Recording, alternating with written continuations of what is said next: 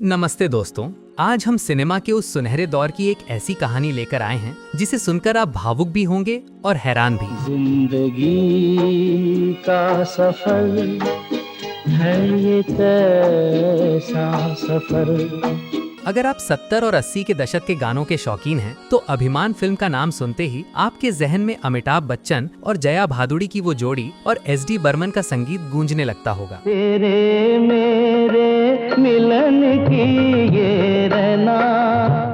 लेकिन क्या आप जानते हैं कि इस फिल्म के एक सदाबहार गाने के पीछे एक ऐसी टीस छिपी थी जिसने किशोर कुमार जैसे जिंदा दिल इंसान को भी खामोश कर दिया था। चलिए आज बात करते हैं उस किस्से की जब किशोर दा ने एक सुपरहिट गाना गाने से साफ मना कर दिया था। कुछ तो लोग कहेंगे, लोगों का काम है कहना।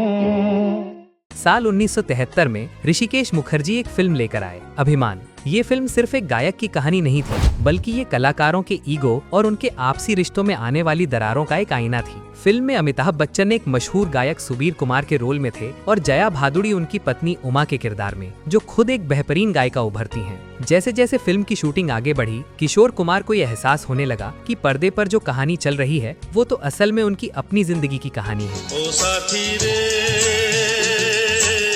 तेरे बिना भी क्या जीना।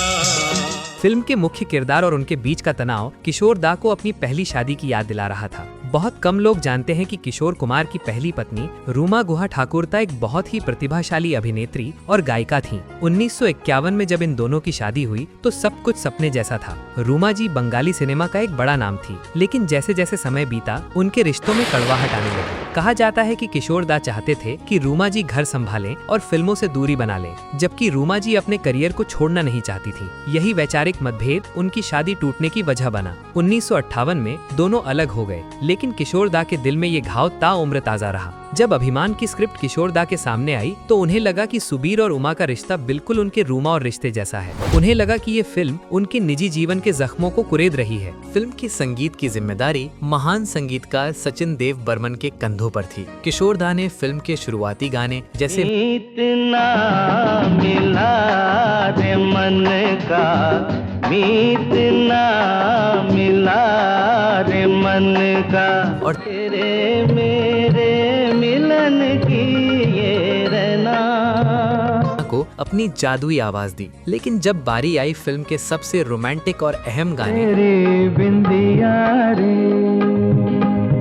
सजन बिंदिया ले लेगी तेरी निंदिया की, तो किशोर दा ठिठक गए। उन्हें लगा कि इस गाने को गाते समय वो अपनी भावनाओं पर काबू नहीं रख पाएंगे। फिल्म की कहानी उनके जख्मों जैसी थी, शायद इसीलिए उन्होंने ये गाना गाने से मना कर दिया। उनके लिए ये सिर्फ एक गाना नहीं, बल्कि अपने अतीत का सामना करने जैसा था। किशोर दा के मना करने के बाद संगीतकारों के सामने एक बड़ी चुनौती थी। ये गाना फिल्म की रूह था। तब एंट्री हुई शहंशाह तरन्नुम मोहम्मद रफी की। यहाँ एक दिलचस्प बात ये भी कही जाती है कि पंचम दा और एस.डी. बर्मन ने जानबूझकर रफी साहब की आवाज चुनी ताकि फिल्म में एक नया डायमेंशन जुड़ सके। संगीतकारों का मानना था कि फिल्म में सुबीर के किरदार के बदलते हालातों को दिखाने के लिए रफी साहब की आवाज उस समय बिल्कुल सटीक बैठती। रफी साहब और किशोर कुमार के बीच हमेशा से एक स्वस्थ प्रतिस्पर्धा और गहरा सम्मान था। जब रफी साहब को पता चला कि किशोर दा ने इसे गाने से मना किया है तो उन्होंने इस जिम्मेदारी को बखूबी समझा। उन्होंने अपनी मखमली आवाज में इस गाने को वो गहराई और सादगी दी जिसकी जरूरत थी।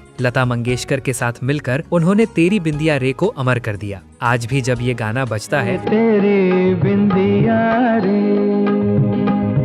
सजन बिंदिया ले लेगी तेरी निंदिया, तो लोग अपनी आंखें मूंद कर उस दौर में खो जाते हैं। अक्सर हमें लगता है कि पर्दे पर दिखने वाले सितारे हमसे अलग होते हैं, लेकिन अभिमान और किशोर कुमार का ये किस्सा साबित करता है कि कलाकारों का दर्द भी हम जैसा ही होता है। किशोर दा का मना करना उनके अहंग का हिस्सा नहीं था, बल्कि उनकी संवेदनशीलता का प्रमाण था। अमिताभ बच्चन ने पर्दे पर सुबीर के किरदार को जिस शिद्दत से निभाया, उसने दर्शकों को बांधे रखा। फिल्म सुपरहिट रही, गाने कालजयी हो गए, लेकिन किशोर कुमार के मन में कहीं ना कहीं वो टीस रह गई कि ये कहानी उनके जीवन की परछाई थी। दोस्तों, किशोर दा की आवाज में एक अलग ही मस्ती और गहराई होती थी, वहीं रफी साहब की आवाज में एक रूहानी सुकून। जरा सोचिए, अगर तेरी बिंदिया रे किशोर कुमार गाते तो क्या इसका एहसास कुछ अलग होता? क्या वो अपनी निजी पीड़ा को इस गाने में डाल पाते, या रफी साहब ने जो जादू बिखेरा वही इस गाने की नियति थी? किशोर दा और रूमा गुहा की कहानी हो या अभिमान के सुबीर रुमा की, संगीत ने हमेशा टूटे हुए दिलों को जोड़ने का काम किया है। अगर आपको किशोर दा और रफी साहब से जुड़ी ये अनसुनी कहानी पसंद आई हो तो इस वीडियो को उन दोस्तों के साथ जरूर शेयर करें जो आज भी पुराने गानों में अपनी दुनिया बसाते हैं। चैनल को सब्सक्राइब करना न भूलें ताकि हम ऐसी ही फिल्मी यादें आपके लिए लाते रहें। स्वस्थ रहें, मस्त रहें और पुराने गीतों की मिठास में खोए रहें। मिलते हैं अगले वीडियो में।